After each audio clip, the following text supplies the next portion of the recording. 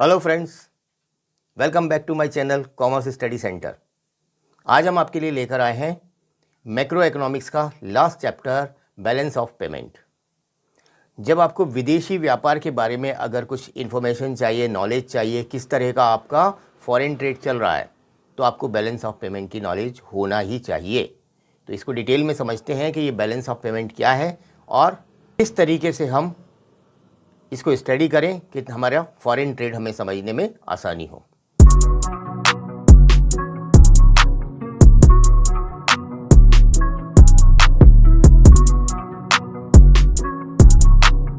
आइए डेफिनेशन को देखते हैं। Balance of payment is an accounting statement. क्या है ये एक अकाउंटिंग स्टेटमेंट है that provide a systematic record of all economic transaction. ये एक अकाउंट का इकोनॉमिक स्टेटमेंट है। इसमें सारे ट्रांजेक्शन रिकॉर्ड किए जाते हैं। कौन से ट्रांजेक्शन होते हैं वो? Between resident of country and rest of the world. ये जो ट्रांजेक्शन है ये हमारी कंट्री के रेस्ट ऑफ द वर्ल्ड के साथ होने वाले हैं कि हम क्या इंपोर्ट कर रहे हैं, क्या एक्सपोर्ट कर रहे हैं, ठीक है। और इन्हें गिवन पीरियड ऑफ टाइम, और इसमें गिवन पीरियड ऑफ टाइम यानी एक पर्टिकुलर ईयर के अंदर जो ट्रांजेक्शन हुए हैं उन्हें हमें स्टडी करना है। तो अगर इसको शॉर्ट में समझें तो बैलेंस ऑफ पेमेंट क्या है? एक अकाउंटिंग स्टेटमेंट है। उसमें हम क्या करते हैं? इकोनॉमिक ट्रांजेक्शन को रिकॉर्ड करते हैं, है ना। इकोनॉमिक ट्रांजेक्शन को रिकॉर्ड करते हैं, और वो इकोनॉमिक ट्रांजेक्शन किस किस के बीच में होते हैं? रेसिडेंट कंट्री और रेस्ट ऑफ द वर्ल्ड। यानी अगर हमारी कंट्री इंडिया है तो इंडिया और रेस्ट ऑफ द वर्ल्ड यानी सारी दुनिया के साथ हमारे क्या इकोनॉमिक ट्रांजेक्शन हुए हैं, ये पूरा रिकॉर्ड किया जाता है आपका बैलेंस ऑफ पेमेंट में। और ये पर्टिकुलर पीरियड का होना चाहिए, यानी ईयर वाइज होना चाहिए। तो एक साल के पूरे ट्रांजेक्शन हम इसमें रिकॉर्ड करेंगे। तो ये क्या बन गया हमारा? Accounting statement. चलिए अब इसको ज़रा समझते हैं डिटेल में। जब हम बात करते हैं इकोनॉमिक ट्रांजेक्शन की, तो किस तरीके के इकोनॉमिक ट्रांजेक्शन हमको इसमें करना है? 4 तरीके के इकोनॉमिक ट्रांजेक्शन होते हैं। एक होते हैं विजिबल आइटम, एक होता है इनविजिबल आइटम, एक होता है यूनिलैटरल ट्रांसफ़र, और लास्ट कैपिटल ट्रांसफ़र। अगर हम इंपोर्ट एक्सपोर्ट की बात करें तो विजिबल आइटम क्या है? जो दिखाई देता है ना, जो दिखाई देता है, यानी उसको कस्टम अधिकारी चेक कर सकते हैं। तो सारे ऐसे आइटम यानी गुड्स है, मटेरियल है, डिफरेंट तरह की चीज़ें हैं, ये सब विजिबल आइटम है जिनको आप टच कर सकते हो, सीन कर सकते हो, देख सकते हो ना। तो ये विजिबल आइटम है। इनविजिबल आइटम में सारी सर्विसेज आती हैं। किस तरह की सर्विस? जैसे बैंकिंग सर्विस है ना, इंश्योरेंस सर्विस है, ट्रांसपोर्टेशन की सर्विस है। तो सारी सर्विसेज अपन इसमें इंक्लूड करते हैं। सर्विसेज परफॉर्म होती हैं लेकिन उन्हें देखा नहीं जा सकता, इसलिए इनको इनविजिबल आइटम कहते हैं। अब बात करते हैं यूनिलैटरल ट्रांसफ़र की। यूनिलैटरल ट्रांसफ़र इस तरह का ट्रांसफ़र होता है जो वन वे होता है, एक साइड का होता है। मान लीजिए मेरा कोई रिलेटिव अमेरिका में रहता है, तो मैं यहाँ से उसको कुछ पैसे भेजना चाहता हूँ, तो मैंने पैसे भेज दिए, तो रिलेटिव को दिए हैं, हमें बदले में उससे कुछ नहीं चाहिए। तो ये वन साइडेड ट्रांजेक्शन होते हैं। तो इस तरीके के जितने भी ट्रांजेक्शन होंगे, आप किसी को मनी ट्रांसफ़र कर रहे हैं, कोई आपको कर रहा है, कोई आपको गिफ्ट भेज रहा है वहाँ से आपकी बर्थडे पर, तो ये सारे ट्रांजेक्शन यूनिलैटरल ट्रांसफ़र कहलाते हैं। इसके बाद आ जाइए कैपिटल ट्रांसफ़र पर। कैपिटल ट्रांसफ़र में 2 चीज़ें होंगी, या तो कैपिटल रिसीप्ट्स होगी या कैपिटल पेमेंट्स होंगे। जब अगर अपन बात करें कैपिटल रिसीव्स की, तो पैसा कहाँ से आएगा कैपिटल में? या तो आपने कोई लोन लिया है तब आपको कुछ पैसा मिलेगा, या आपने कोई एसेट सेल कर दी है अपनी, है ना। यही होते हैं कैपिटल ट्रांजेक्शन। लंबे समय के लिए जो लोन लेना है वो आपका कैपिटल ट्रांजेक्शन है ना। कोई एसेट्स जो लंबे समय के लिए ख़रीदी थी आपने, 5 साल, 10 साल, 15 साल, और उसको बेच दी, तो उससे जो पैसा आएगा वो भी आपका कैपिटल ट्रांसफ़र है। तो ये तो पैसा आया। अब जाएगा कहाँ पैसा? जाएगा जब आप कोई एसेट्स परचेज़ करेंगे या आप किसी को लोन देंगे, तो ये पैसा यहाँ से ट्रांसफ़र होगा, यानी पेमेंट होगा। तो ये कैपिटल ट्रांसफ़र कहलाता है। अब डिटेल में अपन अगर इसको डिस्कस करें तो इसका स्ट्रक्चर कैसे बनेगा बैलेंस ऑफ पेमेंट का, है ना, किस तरीके से इसको बनाएंगे। इसमें एक क्रेडिट साइड होता है, एक डेबिट साइड होता है। जब अपन अकाउंटिंग स्टेटमेंट बना ही रहे हैं तो अकाउंट्स में तो आप जानते हैं कि एक डेबिट साइड होगा और एक क्रेडिट साइड होगा। सबसे पहले अगर अपन क्रेडिट साइड की बात करें तो सारे इनफ्लोज इसमें लिखे जाएंगे। जितना भी फॉरेन एक्सचेंज हमारे पास आ रहा है वो हम इसमें क्रेडिट साइड में लिखेंगे। फॉरेन एक्सचेंज कब आएगा? जब आप एक्सपोर्ट करेंगे, जब आप मटेरियल या सर्विसेज सेल करेंगे किसी दूसरी कंट्री को, तो आपके पास फॉरेन एक्सचेंज आएगा, वो आप लिखेंगे क्रेडिट साइड में। डेबिट साइड में आपको क्या लिखना है? आउटफ्लो लिखना है फॉरेन एक्सचेंज का, है ना। आउटफ्लो कब होगा? जब आप कोई एसेट खरीदेंगे या इम्पोर्ट करेंगे। तो फॉरेन कंट्री से अगर आप कोई इम्पोर्ट करते हैं तो वो डेबिट साइड में लिखा जाएगा। इस तरह आप लिखते रहिए, क्रेडिट के आइटम क्रेडिट में लिखिए, डेबिट के आइटम डेबिट में लिखिए। बाद में जब ये ईयर कंप्लीट हो जाता है आपका, तो फिर आपको बैलेंस करना पड़ता है बीओपी को। बैलेंस करने का मतलब है कि क्रेडिट साइड के आइटम का टोटल किया जाएगा, डेबिट साइड के आइटम का टोटल किया जाएगा और उनका डिफरेंस निकाला जाएगा। अगर इनमें कोई डिफरेंस नहीं है तो आपका बैलेंस ऑफ पेमेंट, जिसे शॉर्ट में आप बीओपी कहते हैं, वो बैलेंस बीओपी कहलाएगा। यानी जितना क्रेडिट उतना डेबिट, जितना फॉरेन एक्सचेंज आपके पास आया है उतना ही आपने खर्च भी किया है ना। अगर सरप्लस बीओपी है, इसका मतलब रिसीव्ड फॉरेन एक्सचेंज की आपके पास ज़्यादा हो रही है, जो भी आप पेमेंट कर रहे हैं फॉरेन एक्सचेंज का, तो आपके पास एक्सेस हो रहा है, फॉरेन एक्सचेंज का एक्सेस हो रहा है, इसको आप सरप्लस बीओपी कहेंगे। ठीक, इसी का अपोजिट होता है डेफिसिट बीओपी। डेफिसिट बीओपी में आपके पास फॉरेन एक्सचेंज जो आ रहा है वो कम रहता है ना, और पेमेंट आपको फॉरेन एक्सचेंज के ज़्यादा करने पड़ते हैं, तो ये डेफिसिट बीओपी कहलाता है। मैंने आपको बताया कि बैलेंस ऑफ पेमेंट बड़ा इम्पॉर्टेंट टॉपिक है, तो सबसे पहले आते हैं इसकी इम्पोर्टेंस को समझ लेते हैं, है ना, कि बैलेंस ऑफ पेमेंट की इम्पोर्टेंस क्या है। जब अपन इंटरनेशनल इकोनॉमिक पोजीशन पता करना चाहते हैं अपने बिज़नेस की, यानी हमारा बिज़नेस इंटरनेशनली किस तरीके से परफॉर्म कर रहा है, तो हमको बैलेंस ऑफ पेमेंट की स्टडी करनी पड़ती है। ठीक है, देखना पड़ता है कि हमारा डेफिसिट तो नहीं चल रहा बैलेंस। अगर डेफिसिट चल रहा है मतलब एक्सपोर्ट कम हो रहे हैं और इंपोर्ट ज़्यादा हो रहा है, तो गवर्नमेंट को इस पर ध्यान देना पड़ता है ना।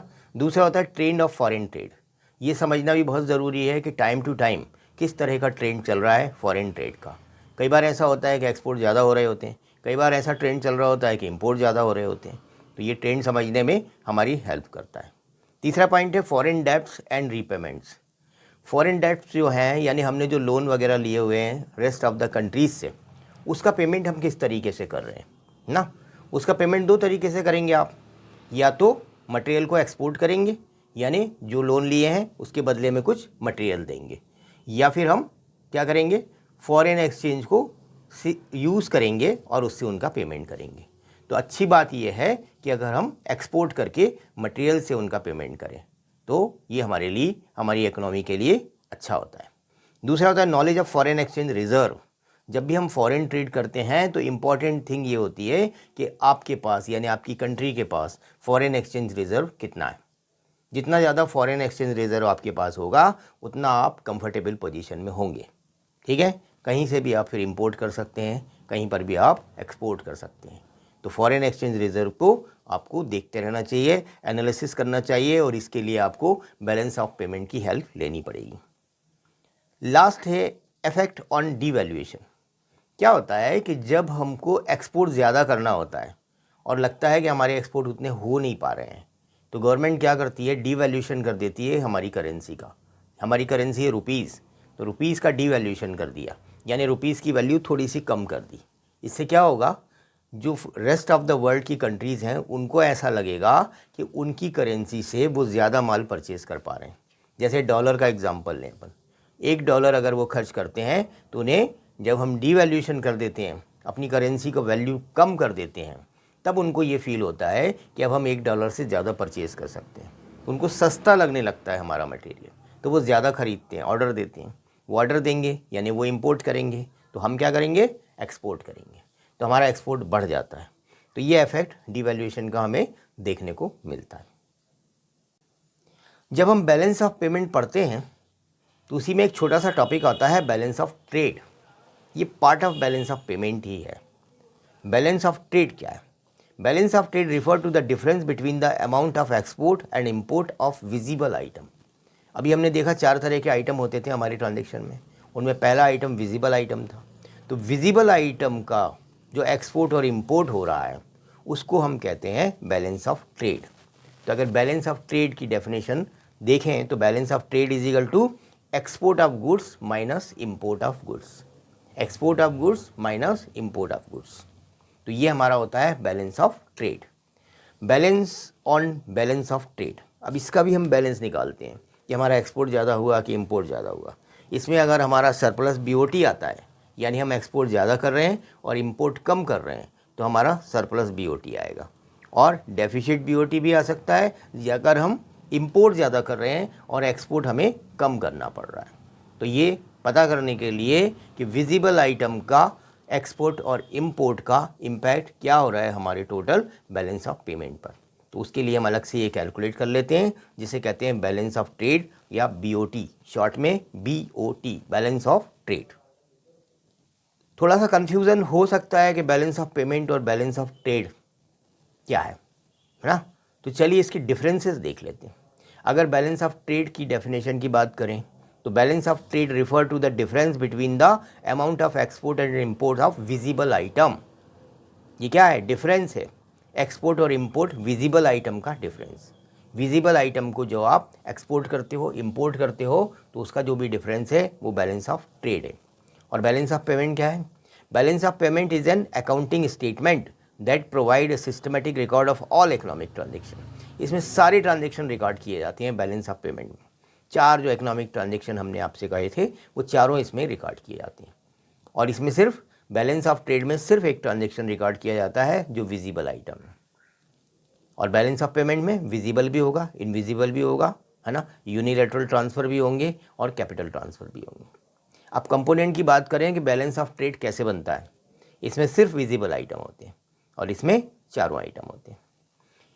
कैपिटल ट्रांजेक्शन की बात करें तो बैलेंस ऑफ ट्रेड में कोई कैपिटल ट्रांजेक्शन रिकॉर्ड नहीं किया जाता ना, और इसमें सारे कैपिटल ट्रांजेक्शन रिकॉर्ड किए जाते हैं बैलेंस ऑफ पेमेंट में। स्कोप की बात करते हैं अपन। It's a narrow concept as it is only a part of BOP account. ये बीओपी का एक छोटा सा हिस्सा है जिसे आप बैलेंस ऑफ ट्रेड कहते हैं। बैलेंस ऑफ पेमेंट का एक छोटा सा हिस्सा है जिसको अपन बैलेंस ऑफ ट्रेड कहते हैं। और बैलेंस ऑफ पेमेंट क्या है? It's a wider concept and it include BOT.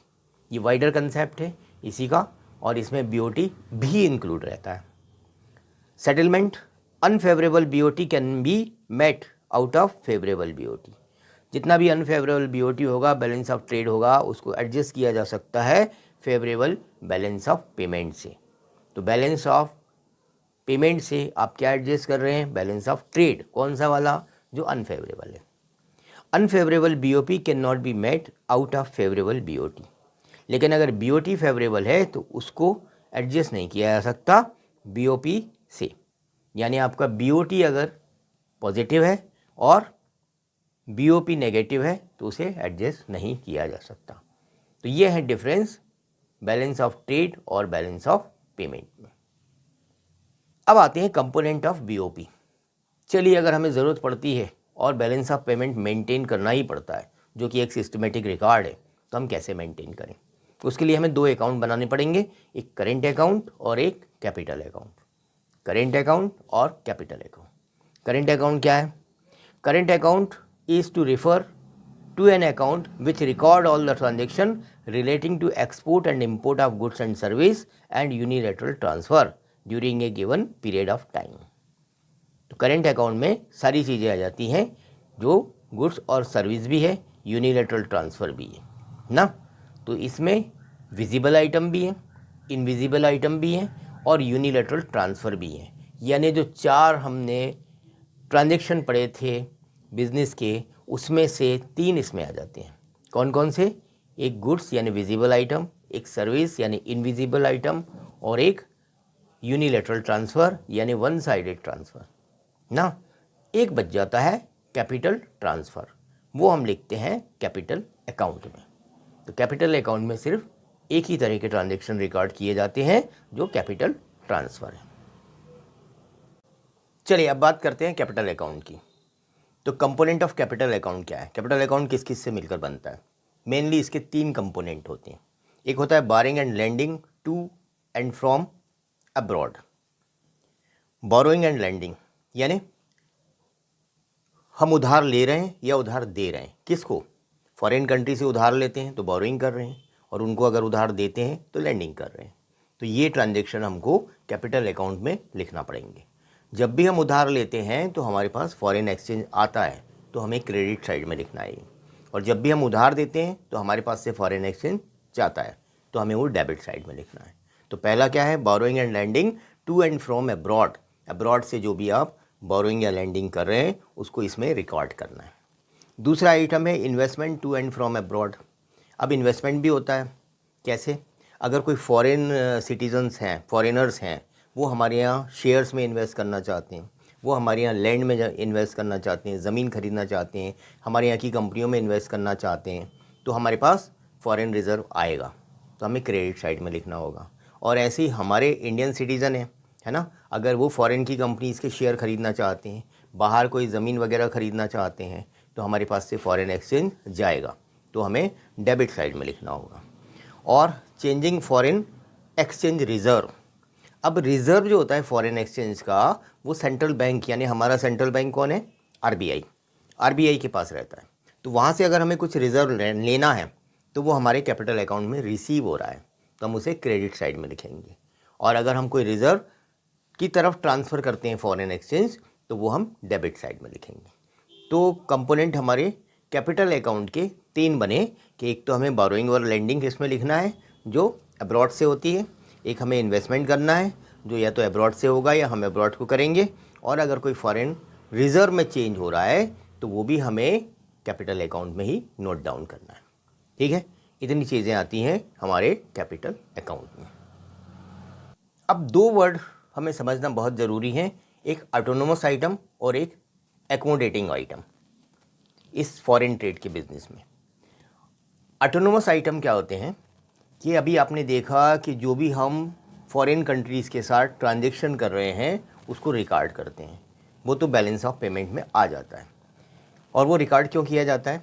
जैसे मान लीजिए हम एक्सपोर्ट कर रहे हैं, तो कोई मटेरियल हम सेल करेंगे, बदले में हमें फॉरेन करेंसी मिलेगी ना, फॉरेन एक्सचेंज मिलेगा। तो ये पर्पज़ होता है कि अगर हमने एक्सपोर्ट किया तो हमें क्यों एक्सपोर्ट किया था, क्योंकि हमें फॉरेन करेंसी चाहिए, फॉरेन रिज़र्व चाहिए। ठीक, और अगर हम इंपोर्ट कर रहे हैं तो हमें मटेरियल चाहिए, बदले में हम फॉरेन करेंसी देने को तैयार हैं। तो दोनों तरफ से होते हैं ये आइटम। लेकिन ये जो ऑटोनोमस आइटम होते हैं ये वन साइडेड होते हैं। मान लीजिए कोई फॉरेनर हमारे यहाँ आकर किसी तरह का इन्वेस्टमेंट करना चाहता है। अब वो इन्वेस्टमेंट क्यों कर रहा है? क्योंकि वो अपना प्रॉफिट अर्न करना चाहता है। उसे लगता है इंडिया में अगर इन्वेस्टमेंट करेंगे तो हमें कुछ प्रॉफिट हो सकता है। तो इस तरह के जो आइटम होंगे वो ऑटोनोमस आइटम होते हैं।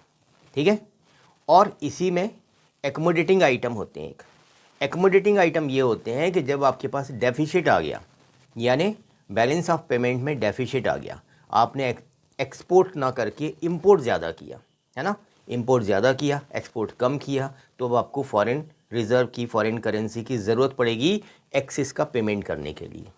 जो आपका डेफिसिट पड़ रहा है ना, आपका इंपोर्ट ज़्यादा होने की वजह से डेफिसिट बढ़ रहा है, और उस डेफिसिट को आप कैसे पे आउट करेंगे?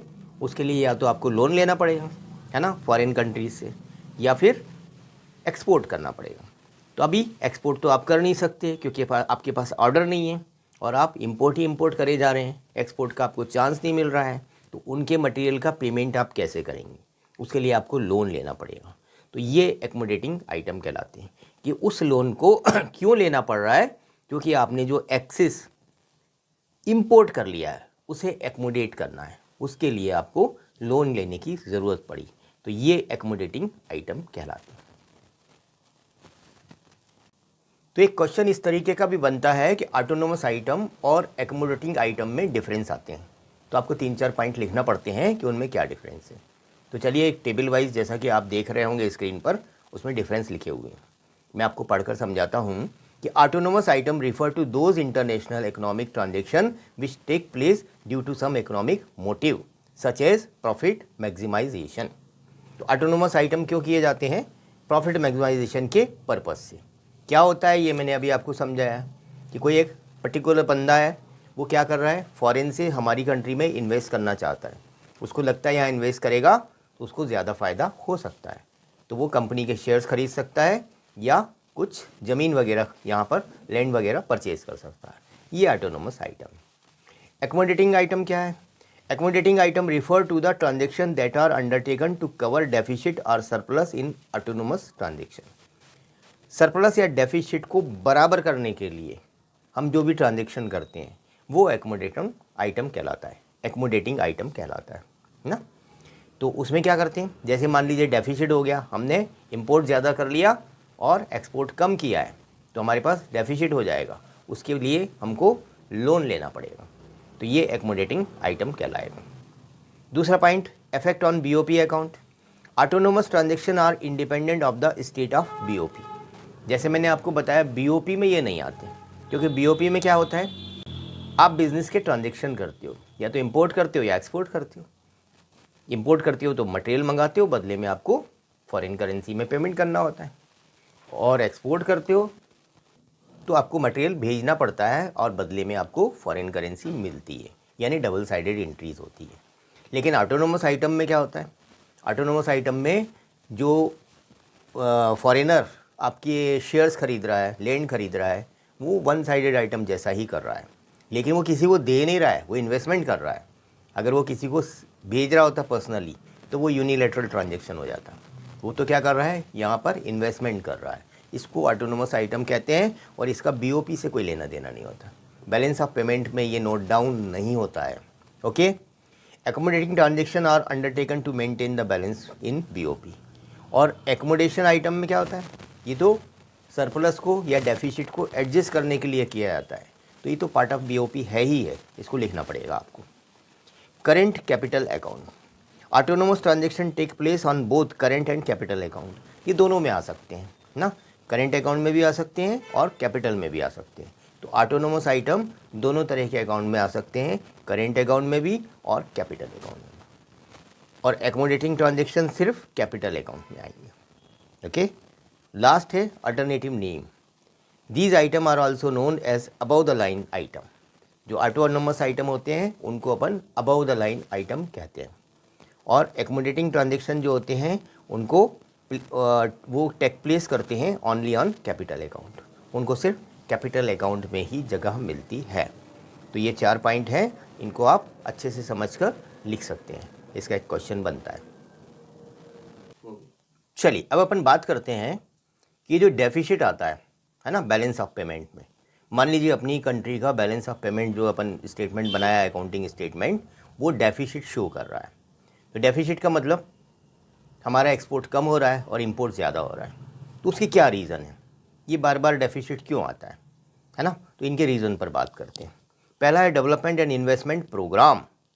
जो भी डेवलपिंग कंट्रीज़ होती हैं, जैसे इंडिया, पाकिस्तान, श्रीलंका, ये सब डेवलपिंग कंट्रीज़ हैं, अभी तक पूरी तरीके से डेवलप नहीं हुई हैं।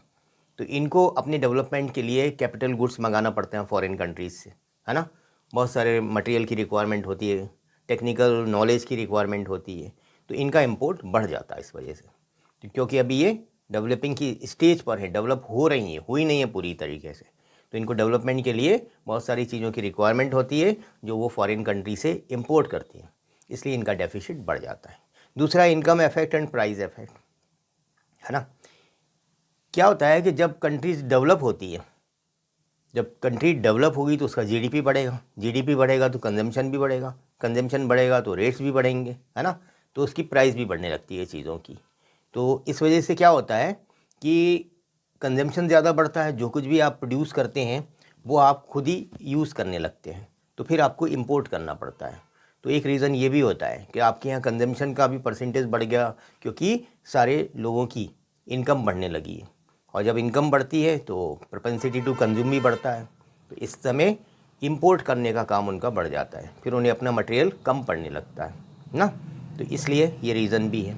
Change in demand for export. कई बार क्या होता है कि जो एक्सपोर्ट की डिमांड है वो भी टाइम टू टाइम चेंज होती रहती है। जैसे क्या होता है, अभी हमारे इंडिया से बहुत सारे लोग फूड ग्रेन्स वगैरह ख़रीदते हैं। अब धीरे धीरे क्या हो रहा है, वो भी डिपेंड होना शुरू हो रहे हैं कि यार कब तक इंडिया से फूड ग्रेन खरीदते रहेंगे, अपन भी कुछ अपनी तरफ से कोशिश करो। तो धीरे धीरे उनकी रिक्वायरमेंट कम होने लगती है, तो हमारा एक्सपोर्ट का ये आइटम अब धीरे धीरे कम होने लगता है। फिर कि फूड ग्रेन्स की सप्लाई कम हो रही है, यानी एक्सपोर्ट कम हो रहा है, तो इसकी वजह से भी डेफिसिट आ सकता है। फिर import restriction by develop countries. जितनी डेवलप कंट्रीज़ होती हैं, क्योंकि वो पूरी तरह से डेवलप हो गई, तो वो चाहती हैं कि उनके यहाँ का बिज़नेस अफेक्ट ना करे दूसरी कंट्री की वजह से, तो बहुत सारे रिस्ट्रिक्शन लगा देती हैं वो, है ना, कि भैया अगर यहाँ पर आप इंपोर्ट करोगे अपनी कंट्री में तो आप पर टैक्स ज़्यादा लगेगा, अगर आप इंपोर्ट करोगे तो आपको परमिशन लेनी पड़ेगी, आपका कोटा फिक्स करवाना पड़ेगा कि कितना इंपोर्ट कर सकते हो, एक लिमिट से ज़्यादा आप इंपोर्ट नहीं कर सकते। तो इस तरह के रिस्ट्रिक्शन लग जाते हैं तो दूसरी कंट्री एक्सपोर्ट नहीं कर सकती उस कंट्री में, ठीक है। Rapidly increasing population in developing countries, अब पॉपुलेशन तो आप समझते ही बहुत बड़ी प्रॉब्लम है, और इंडिया में तो सबसे बड़ी है क्योंकि यहाँ की पॉपुलेशन बहुत ज़्यादा है, वर्ल्ड की नंबर 2 कंट्री है ये, और अभी भी पॉपुलेशन बहुत तेज़ी से बढ़ रही है। तो हमारे यहाँ क्या होता है कि जो भी हम तैयार करते हैं गुड्स एंड सर्विसेज, जब हम अपना जीडीपी बढ़ाने की कोशिश करते हैं उससे ज़्यादा रेट से पॉपुलेशन बढ़ने लगती है, तो हमें अपने लिए ही मटेरियल कम पड़ता है, तो हम एक्सपोर्ट कैसे करेंगे, है ना। तो वो हमारा कंजम्पशन बढ़ता जा रहा है और उतना डेवलपमेंट अभी हो नहीं पा रहा है। तो ये रीज़न है जिनकी वजह से डेफिसिट आता है आपके बैलेंस ऑफ पेमेंट में। तो फ्रेंड्स, ये था बैलेंस ऑफ पेमेंट, हमने इसको रिवाइज़ किया, मैंने अपनी तरफ से पूरी कोशिश की है कि ये चैप्टर आपको अच्छी तरह समझ में आए। फिर भी अगर आपको कोई डाउट हो तो आप कमेंट सेक्शन में जाकर पूछ सकते हैं। वीडियो को ज़्यादा से ज़्यादा देखें, शेयर करें और सब्सक्राइब करें। फिर मिलेंगे एक नए वीडियो के साथ, तब तक के लिए goodbye, thank you very much.